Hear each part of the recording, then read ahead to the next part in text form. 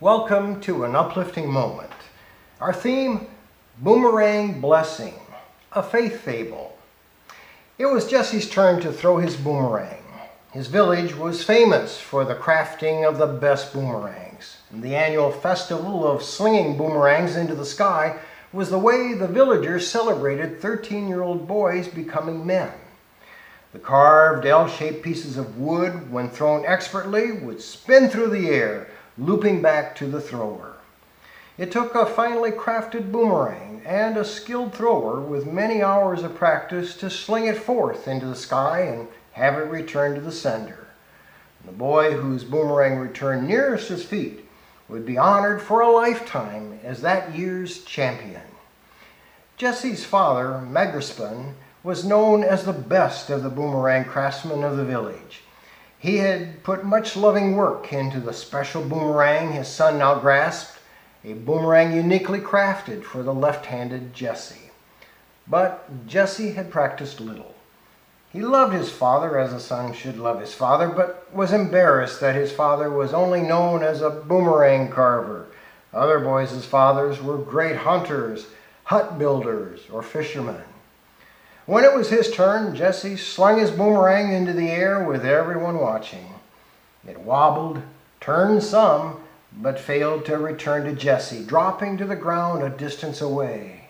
The other boys taunted Jesse as he walked the distance to retrieve it about how his father's boomerangs were no longer the best in the village. Jesse knew down deep that the problem was not the boomerang, but him, the thrower of the boomerang. That evening, around the family's cooking fire, Jesse's father said to him, "1 week from today we have the final throws of the boomerangs. You have the best boomerang in the village. You can win. They will hail you as the champion and call your father the greatest of boomerang makers." Jesse scowled, looking at his father, and then said, "You just want to be known as the best boomerang maker." His father sighed, put a hand on his son's shoulder, and said softly, "I do not need for others to look up to me. You, my son, however, have a need to look up to your father. I don't want your respect for my benefit, but for yours." And Jesse said nothing, not really understanding what his father had said, but sensing what he said was true. That week he practiced hours each day. The week passed and the day of the final throws had arrived. Jesse was the last to compete.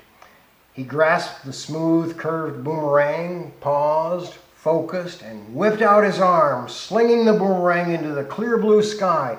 It spun with a blur, curved, and returned, falling nearly at his feet.